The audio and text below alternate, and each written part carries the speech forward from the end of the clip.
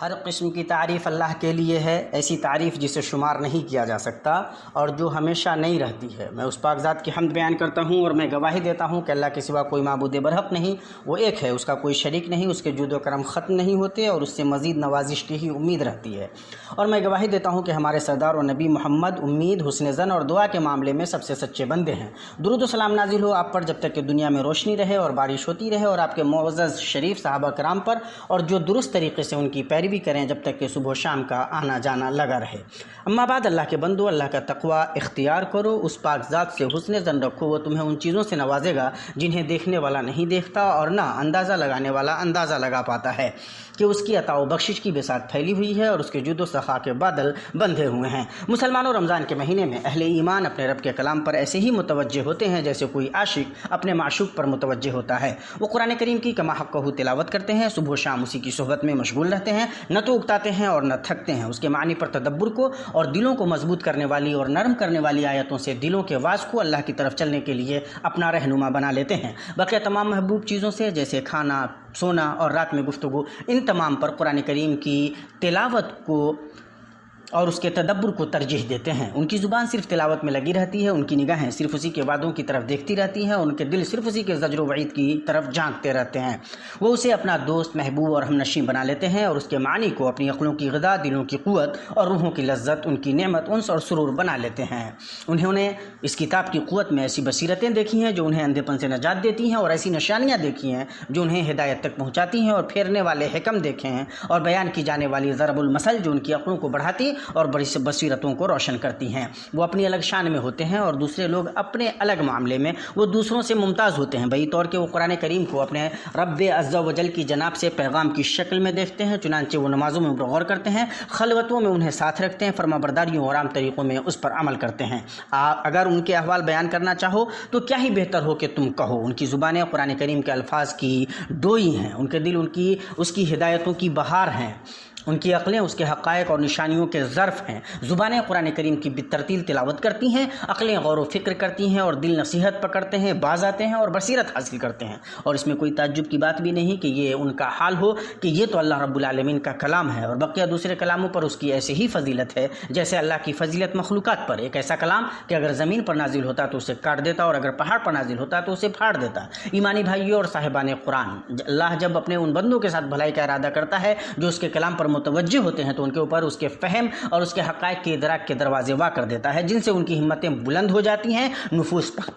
نفوس پاکیزہ ہو جاتے ہیں، ان کی زندگی خوشگوار ہو جاتی ہے اور ان کے حالات اچھے ہو جاتے ہیں، اور وہ ان کے لیے تا قیامت ایک سامان رسائی ہو جاتا ہے۔ اور ان معانی میں سے جنہیں اللہ نے اپنی کتاب میں ان کے سامنے پھیلایا ہے اور ان سے چاہا ہے کہ وہ انہیں سمجھیں تاکہ ان کا حال اچھا ہو جائے اور ان کا انجام خوشگوار ہو جائے، اللہ کے ساتھ حسن ظن ہے۔ یہ ان کے لیے چاہی گئی بھلائی کا محور ہے اور رب سے ان کے معاملات کا سب سے معزز درجہ ہے کہ وہ لوگ اپنے ساتھ رب سے خوب اچھے معاملے کی امید رکھتے ہیں، اس کے لطف و کرم کی توقع رکھتے ہیں، اس کے احسان و سخا کی رغبت رکھتے ہیں، اور یہ رب کے سلسلے میں سب سے اچھا اور کامل ترین اعتقاد ہے، اور یہی اس کے کمال و جمال کے لائق ہے، اور یہ اعتقاد اس کی کما حقہ معرفت اور کما حقہ اس کی قدر سے پیدا ہوتا ہے۔ اور جو کوئی اللہ سبحانہ و تعالیٰ کا یہ قول، ہاں بے شک میں انہیں بخش دینے والا ہوں، جو توبہ کریں، پڑھتا ہے، وہ اس کا حقدار ہے کہ وہ ذی الجلال کی جانب سے مغفرت کی امید رکھے اور اس میں انتہائی امید لگائے، اس کی رحمت سے نا امید نہ ہو اور نہ اس کی رحمت سے مایوس ہو۔ جو شخص اللہ سبحانہ و تعالیٰ کا یہ قول، اے ہمارے پروردگار تو نے ہر چیز کو اپنی بخشش اور علم سے گھیر رکھا ہے،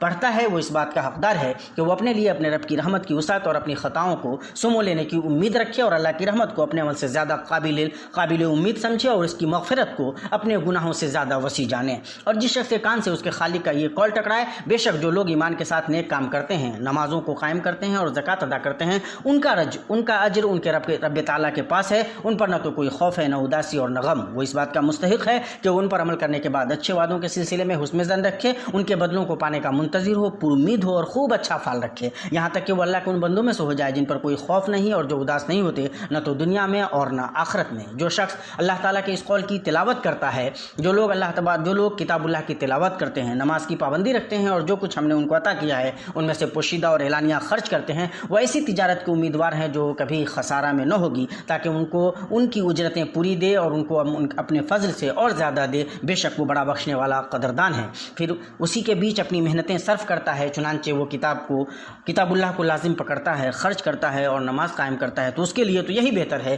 کہ وہ بھرپور اجر کے پانے کا بڑا امیدوار ہو اور بخشنے والے، عطا کرنے والے اللہ کی جانب سے مزید فضل کا امیدوار ہو کہ اس نے انہیں اپنی رجا کا لالچی بنایا ہے اور اس کی طرف انہیں بلایا ہے، اور کرم کرنے والا جب لالچ دلاتا ہے تو اسے پورا کرتا ہے، اور جب امید دلاتا ہے تو اسے بھی پورا کرتا ہے۔ اس کے لیے مناسب ہے جو اللہ تعالیٰ کے اس قول کی تلاوت کرتا ہے، جو شخص اللہ سے ڈرتا ہے اللہ اس کے لیے چھٹکارے کی شکل نکال دیتا ہے اور اسے ایسی جگہ سے روزی دیتا ہے جس کا اسے گمان بھی نہ ہو، کہ وہ اپنے نفس میں امید کے فضا کو وسیع کرے اور اپنے لیے اللہ کے کرم اور اس کے ساتھ حسن ظن میں لالچ کے دروازوں کو کھول لے، اور غم و پریشانی، حزن و خوف کی تنگی سے نکل کر اللہ تبارک و تعالیٰ پر سچا بھروسہ، صدق توکل، اپنے ساتھ اس کے حسن معاملہ کی اچھی امید، اس کے لطف و کرم کی توقع اور اس کے جود و احسان کی کشادگی میں آ جائے۔ اس لیے کہ اللہ پر ایمان کے بعد سینے کے لیے اللہ پر بھروسہ، اس کی امید اور اس کے ساتھ حسن ظن سے بڑھ کر کوئی چیز وسیع نہیں، اور وہ اس لیے کہ یہ ایسی امید ہے جس کی ضمانت ہے، ایسا حسن ظن ہے جو مامون ہے۔ آپ صلی اللہ علیہ وسلم نے حدیث قدسی میں اپنے رب کے بارے میں بتلایا ہے، اللہ تعالیٰ کہتا ہے میں اپنے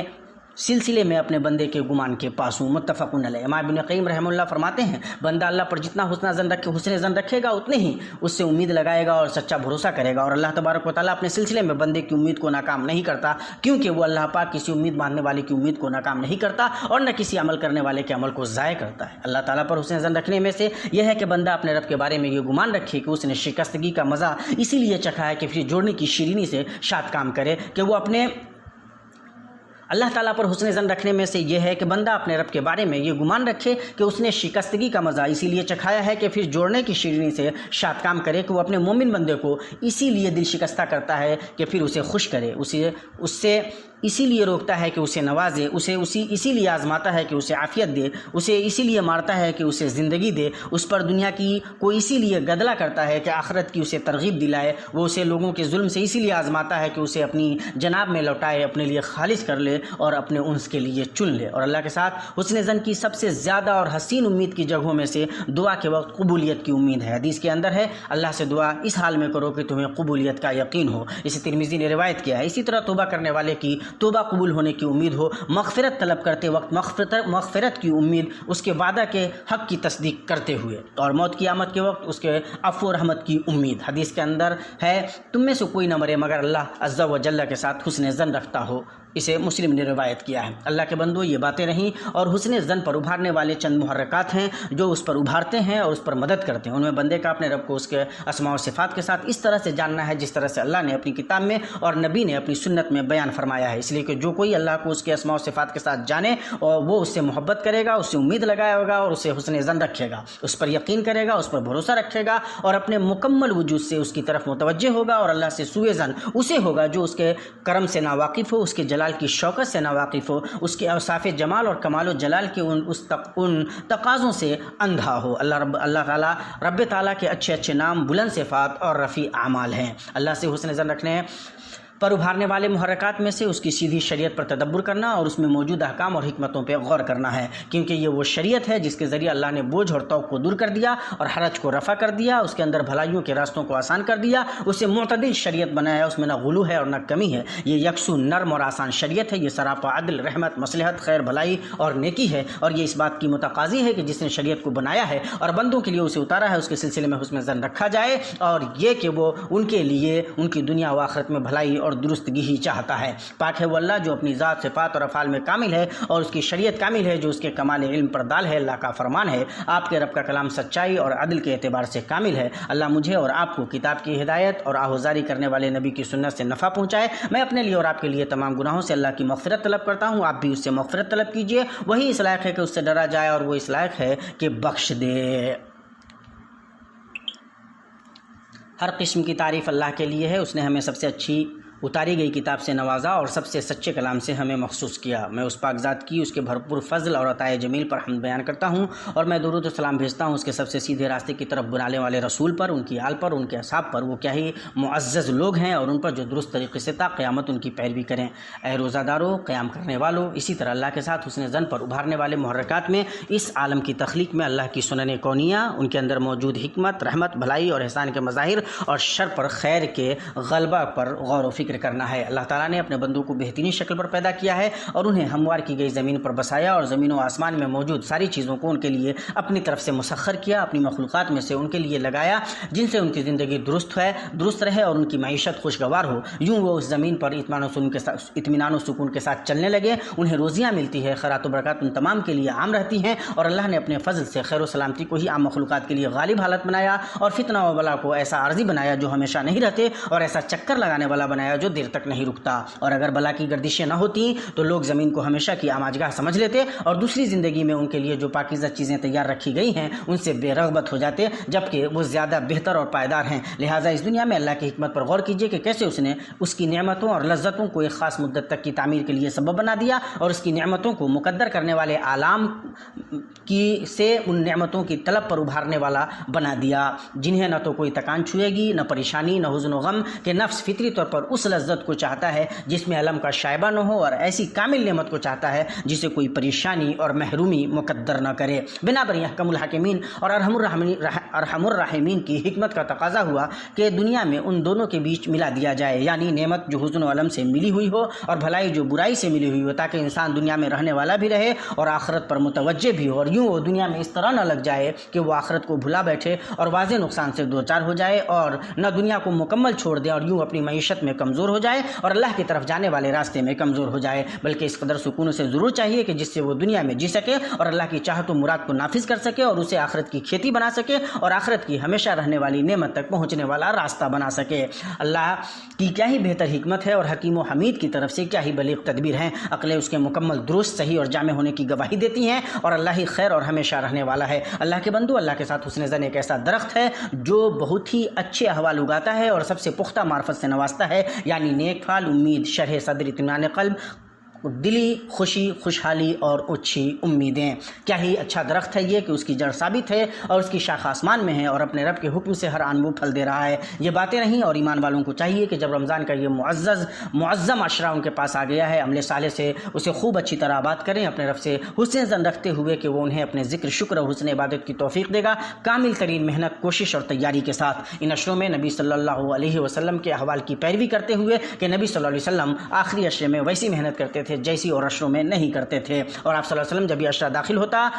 راتوں کو جگتے تھے، اپنے اہل خانہ کو جگاتے تھے، خوب کوشش کرتے تھے اور کمر کس لیتے تھے۔ اپنے رب کے ساتھ حسن ظن رکھیے کہ وہ آپ کے سب سے اچھے اعمال کو قبول کرے گا، آپ کے سیئات سے درگزر فرمائے گا، بلا شبہ بخشنے والا اور قبول کرنے والا ہے۔ وہ بہت سی لغزشوں کو بخشتا ہے اور کم عمل بھی قبول کرتا ہے۔ ان معزز راتوں میں حسن ظن کے ساتھ تمام عبودیت میں سے یہ بنائیے کہ نیک پھال رکھیے کہ اللہ تعالیٰ اس وبا کو آپ سے ختم کرنے والا اور اٹھانے والا ہے، وہ اس مصیبت کو چھانٹنے والا اور دفع کرنے والا ہے، کہ اللہ سبحانہ و تعالیٰ ہی سے ہر خیر کی امید ہے، اسی سے ہر پریشانی میں آس لگائی جاتی ہے، وہ بہت ہی احسان کرنے والا اور بہت شفقت برتنے والا ہے، وہ حی قیوم ہے، اس کا چہرہ سب سے معزز چہرہ ہے اور اس کی جاہ سب سے عظیم ہے، اس سے بڑھ کر کچھ بھی نہیں، وہ ہر چیز سے بڑا اور عظیم ہے، اسی سے ساری قوت و طاقت ہے، وہی ہمارے لیے کافی ہے اور وہی ہمارا